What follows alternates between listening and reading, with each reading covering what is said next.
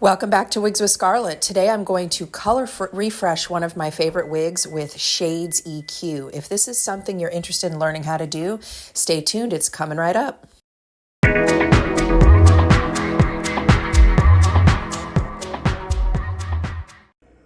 All right, everybody, so a couple things I want to point out before we get started here. When you are going to put any kind of color on your beautiful, expensive human hair wigs, you want to make sure to block your lace front. And if you don't know what blocking your lace front is, I did do a short on it, but I'm going to go through it again quickly. Blocking your lace front, is putting a piece of cotton twill tape over your lace front with ballpoint pins on the top and the bottom all the way around the lace front. Now, why do we want to block our lace front? Well, when you're coloring, there's multiple reasons to block your lace front, but in this particular instance, when you're coloring, if you block your lace front, it protects that lace from possibly getting any color on the front hairline of the lace. I have to move this one over a little bit. All right, so that is the main important reason when coloring to block your lace front. All right, so a couple other things. I am not a wig artist and I am not a colorist. So for me, I am not gonna go all the way down to the lace down here. That is way too scary for me. That is why I recommend using a rooted piece. You'll notice that I have a very short root on this piece. It goes just about, what is that, an inch maybe? So I'm gonna be doing my color starting at where the root ends. So I'm gonna be coloring from this portion down, which helps me avoid my lace. And I recommend to you that if this is one of your first coloring experiences with a human hair wig that's not, like a play wig, but an actual wig that's more expensive that you're concerned about, I would recommend doing it with a rooted piece for that particular reason, because you don't have to go all the way down to the lace, because that's really hard to do. And if you don't have a lot of practice with it, I would not recommend it. All right, another thing I want to point out is that you should wash your wig first, which I think I showed in the beginning, but you want to use a clarifying shampoo to get all of the debris and dirt out of your wig before you're putting color on it. I'm also going to use spoolies for a little bit of it. When I'm getting closer to that root, I might try some spoolies. I've never done this before, so you're kind of doing it with me for the first time. The other thing I want to point out is that today I'm using Shades EQ. Now, Shades EQ is not something you can buy without a license, to work on hair. So I have a lot of connections in the community, and I had an amazing wig artist. Actually, she was willing to send me the Shades EQ. However, there are other demi-glazes you can use besides Shades. In fact, I believe Sally's Beauty Supply has a dupe of Shades EQ called Ion Demi Dye, I believe. So if you can't get your hands on Shades EQ, there are other options. Now, when we're talking about Shades EQ, I do not actually like Shades EQ to have my wigs colored in Shades EQ when I'm buying them. And let me explain that. When I'm buying a red wig, and we all know red is the worst color as far as fade. If the wig is colored in Shades EQ, it isn't going to stay in the wig very long at all. It is not gonna last me. That color is gonna fade so fast that I'm gonna be having to refresh it quickly. However, if I'm coloring my own wig and I'm not paying someone hundreds of dollars to refresh my wig, and I'm doing it myself, I prefer Shades EQ for a couple of reasons. Shades EQ, if you do get it on the lace, you can actually lift it off the lace. So that is one big reason to use it. And the other reason is you can put it on more than once. So for example, if I use this color combo I was given and I don't like the result, I can just go right back on with another color combo and it's not gonna damage the hair. So I am using the Shades EQ developer, or the gloss to gel. And this is a gloss. So it just sits on top of the hair. It's gonna last a little bit longer than like a depositing conditioner, maybe a couple washes, but it's not gonna last as long as if we were using an actual lifting agent. So, but I'm not ready to work on my super expensive wigs with lifting agents and all that stuff yet. And I'm gonna be honest, guys, I'm a little nervous. All right, so we're gonna get started. And what we're gonna do is I have my glaze, and this is a combo that was given to me by my wig artist friend, where I mixed a couple different shades, actually 4 different ones. And I will say that she said to use a GG, use a little bit of a GG, GG clear, because it helps maintain the color longer. I am using my hair painting brush. Okay, but when I do the lace, I'm gonna start with the lace portion because that's honestly the scariest part, okay? When I do my lace, when I'm getting real close up on that lace, I'm probably gonna use the spoolies. I hope I'm getting a good view here for everybody. Can we all see my lady good? Oh, one more thing, guys. Please make sure you're using a plastic mannequin head. We cannot use a canvas block for hair color for many reasons, but make sure you use a plastic mannequin head, okay? All right. All right, because I'm not rooting this wig and I'm not going all the way down to the lace, I'm gonna use sections that are a little bit thicker than if you were trying to root it.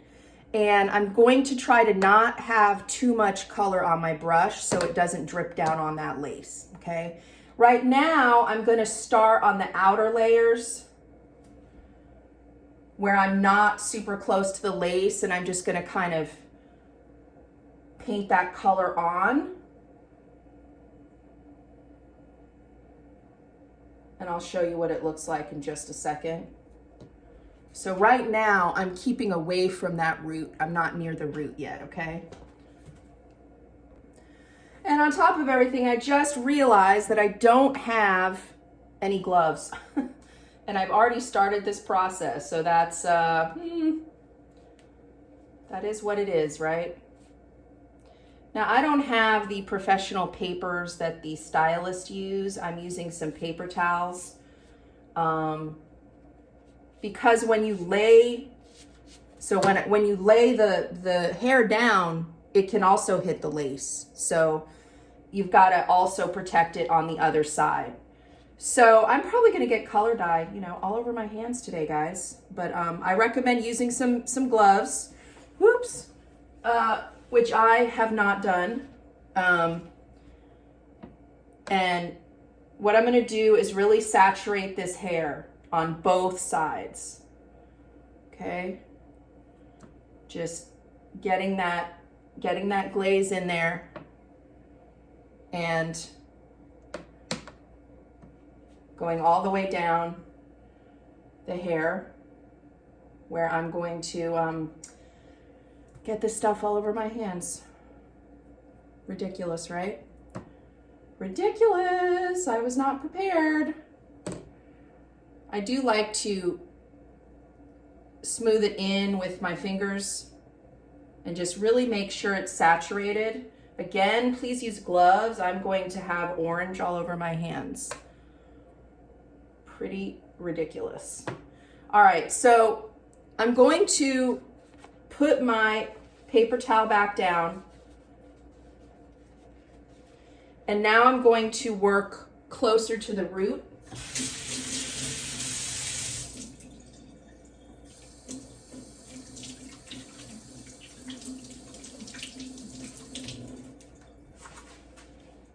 Sorry, a little delay there. And I'm gonna take my spoolie, and I've got a whole bunch of them. Spoolies are very inexpensive. You can buy this whole huge container for, I don't know, $5. So here's my spoolie. And I'm gonna get some of that glaze with my spoolie. And I'm gonna go closer in. Just trying to get up to that root. I am not going all the way down to the lace, guys. And if you don't know how to color a wig, I do not recommend going all the way down. Okay? Definitely don't recommend it.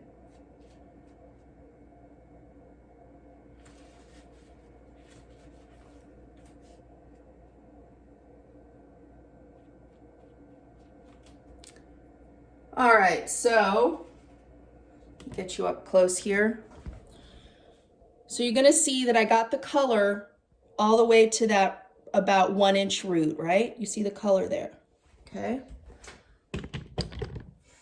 And I feel like I need to put just a little more on. When you're using your spoolie, make sure you don't have too much color, because the color can then, when it goes on the wig, it can start to goop up and then hit that lace, okay?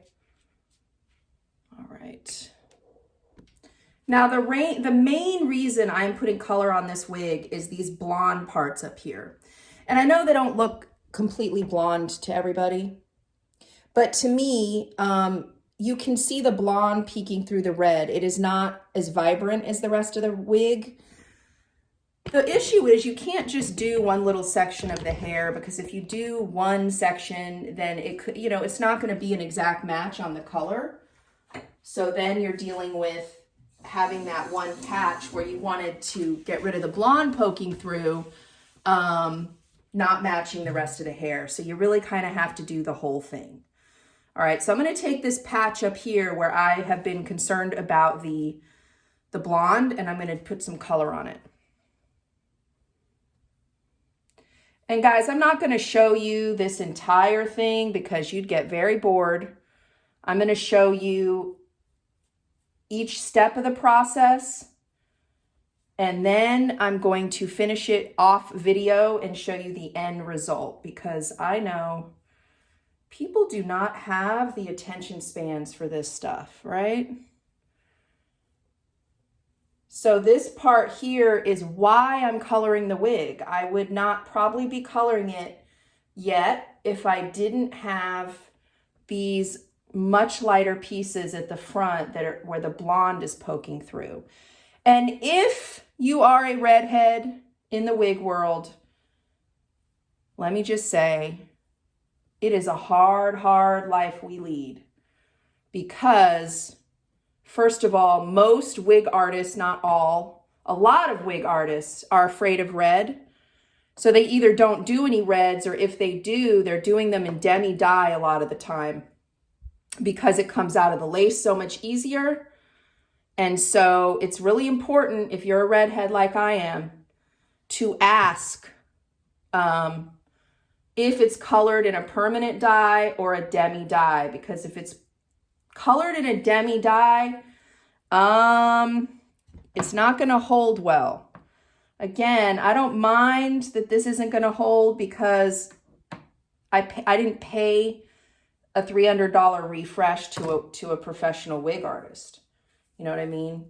But when I'm buying an $1,800 wig that I'm told is red, and then all the color washes out super fast, doesn't make me happy, you know, because that's not what I paid for. I paid for a red wig, and I understand that red is going to fade no matter what. I get that. But it shouldn't fade so fast that you don't have any red left in your wig after 2 to 3 washes, is my point. Okay. So again, I am not going all the way down to that lace. I'm going to take my spoolie again. I'm going to make sure there's not too much color on that spoolie. And I'm just going to go up to where the root is and make sure it's all saturated.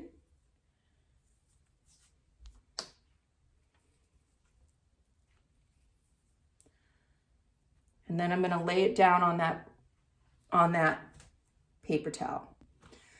Okay, so I've done quite a bit of the lace top portion, but I'm going to show it to you one more time, because I think that repetition with something like this is a good thing. So I've moved over to the other side of my part line, and I part pretty far over on, well, this wig I part on the right. I usually part on the left. There's a reason why, but I don't need to get into that. Anywho, I've now moved over to the part line on the other side where there's a lot less hair. So I'm just going to show this to you all again, because it's so important with the lace. Now here again is those blonde pieces peeking through the red. Again, the main reason I'm doing this today. It's just too much blonde here. So again, we're taking a portion of the hair and not too much color on this brush because you don't want it to goop somewhere that you don't want it. Make sure to brush the sides of the brush so it's not too much, but enough to saturate the hair. A lot of times I will get into using my fingers for the longer sides, and you'll notice I put some some dish gloves on because yeah, my hands were getting super orange. Dish gloves are not the preference. They're too big and bulky. You want to get some regular hair coloring latex gloves, but I just stupidly forgot to get some before I already started putting the dye on the wig. All right, so again, you want to paint both sides to make sure it's fully saturated. You don't want to forget this side underneath. Make sure to do both sides. And then when I go down into the ends, I'm just going to put a little on my gloves and kind of smush it in there, you know, and I'm going to make sure that the hair is completely saturated. And again, I haven't gotten close up on that root yet.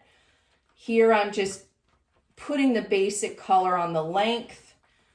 And now I'm going to go up into that root with my spoolie. Again, with the spoolie, don't put make sure there's not too much color on that spoolie, because if there's too much color, it can get goopy and you can end up getting it on the lace. Because you have too much of it, it can, even though you're not going right down to the lace, it can spill over onto that lace, okay?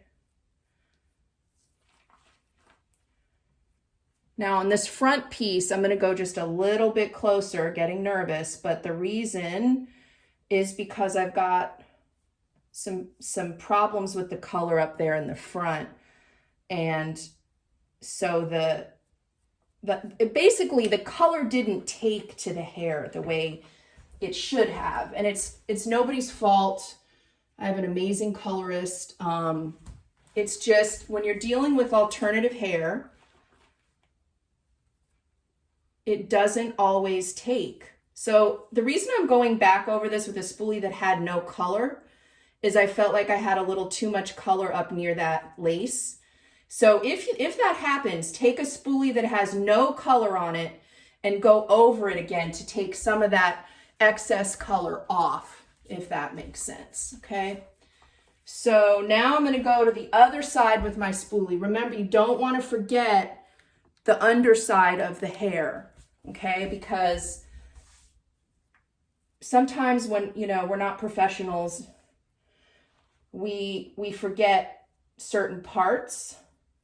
But you've got to make sure that you're going down where you need to go on both sides of the hair every time so you get even color, okay? All right, so now, again, I'm going to go up close for you guys. Of course, I have color all over my, I'm going to have to get a paper towel to grab the camera. All right. So now you'll see that I've taken that color all the way up to the root. I stopped at the root because I don't want to go all the way down to the lace. Okay. And also remember that you want to use some kind of paper towel or other things to protect the lace. So now when I lay this down, I'm going to get another paper towel and I'm going to put that paper towel right up on that lace and lay it down. There are little color papers. I don't know what they're called. I'm not a colorist, but there's these little papers you put between each part. I just don't have any, so I've been using the paper towels. All right, so now I'm going to get into the wefted area with you guys, which is much less intimidating. And really, when you're on the wefts, it's not a big deal if you get color on the wefts. That really doesn't matter. So it's much less stressful, to be honest. All right, guys, so now that I'm on my wefted portion, I'm going to be doing it quicker and less, you know, with less detail, because with the wefts, it really doesn't matter if you get color on the wefts. You might get a little staining on the cap, but you know, not a big deal. So you'll see that there's no lace here. You'll see that it's a wefted area. And once we hit the wefts, just gonna kind of brush it on and get that color in. The other reason I want to move faster on the wefts is because, you know, there's only a certain amount of time you're supposed to leave the glaze on the hair. And I don't want, you know, the lace portion to be a completely different color than the wefted portion because it was on longer. When I rinse, I'm going to rinse the lace front portion first, because that's where the color went on first. And I might even let the wefted portion color sit a little bit longer to make sure that the color comes out even. Hopefully that makes sense. So now I'm just kind of getting it on the wefted area, making sure the hair is saturated on both sides. And going closer up to the root, but not needing the spoolie, because again, I'm on the wefts, not a big deal. Okay. The other part with the wefts is you don't need to use the paper towels because it's not super important where it lays, because you're not worrying about lace. All right, so moving on with my wefted portions. Painting it on, making sure that hair is saturated with color on both sides. And again, you can go faster with this portion because you're not dealing with lace. With the lace, you've got to be super duper uber careful. And when you wash it out, you also have to be careful with a red, because that red glaze, even though it's not a permanent dye, it could still tint the lace. Red is a tough one. If you guys are doing other colors, it's not quite as difficult. But I would say even with a brunette, you know, it could tint the lace if you don't wash it out carefully. So I will be showing the washout as well for everybody. I know this is a long video, but there's just a lot of stuff to do with this one. And hopefully it is helpful for somebody out there, because let me tell you guys, I literally cannot afford to pay for color refreshes on these reds all the time. I just can't. Red is such a difficult color, and red is part of my identity, so I just can't give it up. If I could be any other color in the wig world, trust me, I would. But it's part of who I am. I've been a redhead since I was 18. And I just don't feel like myself in other colors.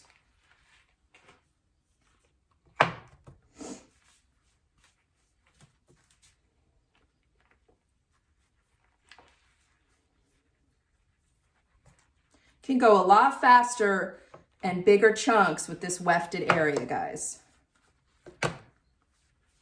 Just get it on there, get it saturated. Might run out of color, darn it. These darn wigs have so much hair that you may not have enough color. I think I'm gonna have just enough, but starting to run low on the color.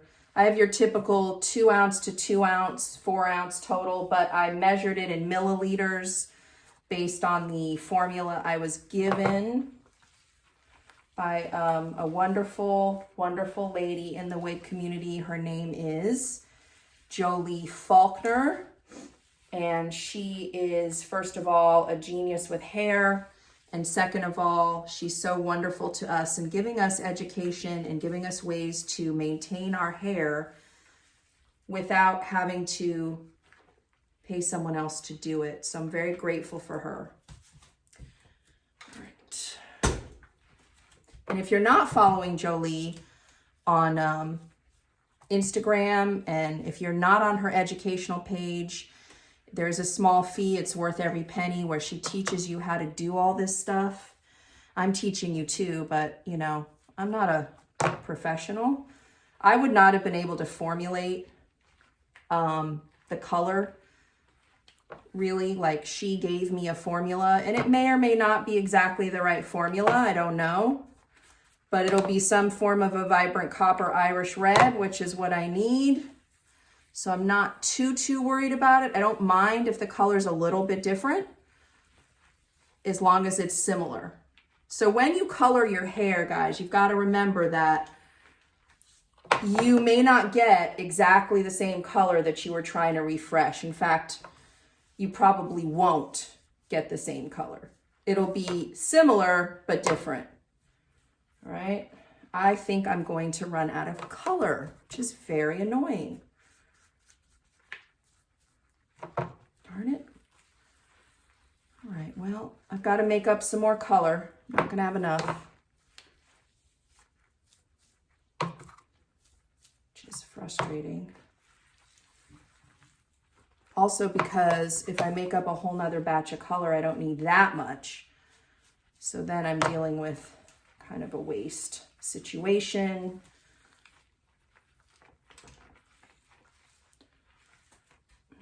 I only have this much more left. And I don't have enough color. Darn. All right, I'm gonna have to pause the video, make more color. Actually, I'll probably just pause it until I'm finished and show you the rinse out. Of course, I gotta get these gloves off, which take a while. There are some delays in here, guys, because of it's just hard to maneuver, to get gloves on and off, so on and so on. I'll be back. All right, guys, so what I'm going to try to do is attempt to wash out just the portion that I did with the lace. And again, you want to be very, very careful when you're washing out the lace, really with any color, but with red, it's a doozy. So I'm going to I'm going to keep the other hair away, and I'm just going to get this lace portion out, and I'm going to do them in sections. So hopefully I can get my head to stay. I'm going to take make sure the water's very, it doesn't have to be ice cold, it should be fairly cold. Okay. And I'm just going to carefully rinse these sections out without having it go on that lace.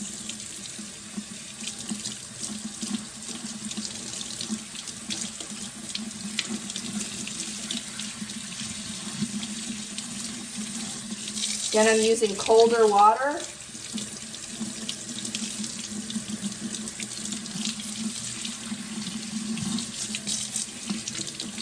Just doing the lace portion because that has been on the hair longer. Okay.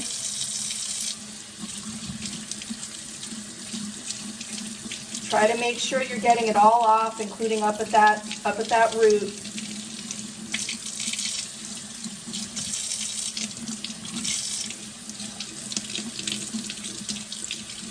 The goal is just not to have it going on top of each other, because that's when you can stain the lace. As long as you're going down with removing that color, it's not going to be getting on the lace. Hope that makes sense.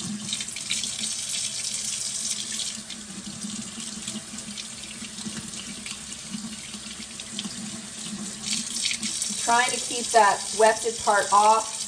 The other nice thing about Shades EQ is it doesn't stain the way permanent color stains. So when you see it on your countertop and all that, it's going to come off. You know, when I have permanent dye and it hits my countertop, it can stain. But it won't stain,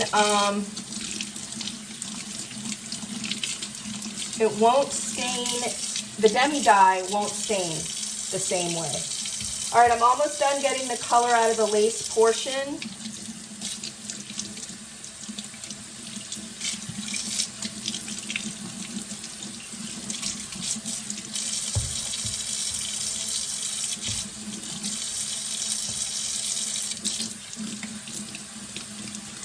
And again, I don't want to take it out of the wefted portion yet because it hasn't been in as long as the rest of it.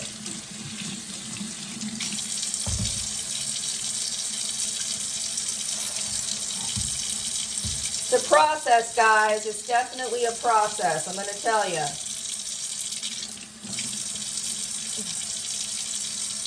Hopefully it gets easier as I continue to do it.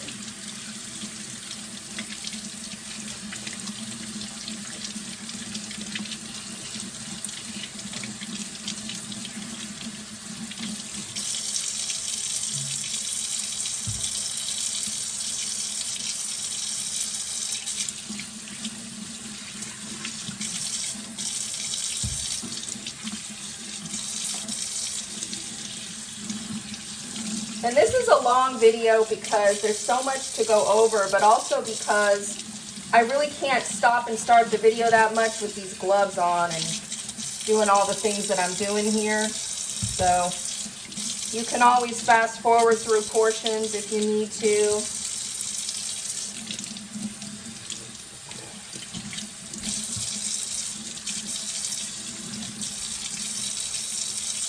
All right, I'm gonna stop there and I'm gonna leave the wefted parts in a little bit longer, and I'm gonna clean up my countertop and get back to rinsing in a little bit.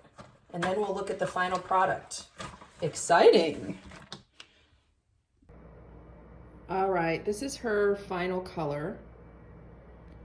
And I would say she is a little bit darker than I was hoping and a little less vibrant than I was hoping. I still think she's pretty and she is still red. I am proud of the fact that the color is even on my first try. That's not easy to do. But I can always do another color job and adjust the formula, because with Shades EQ, you can do color on top of color. I hope this video was helpful, everybody.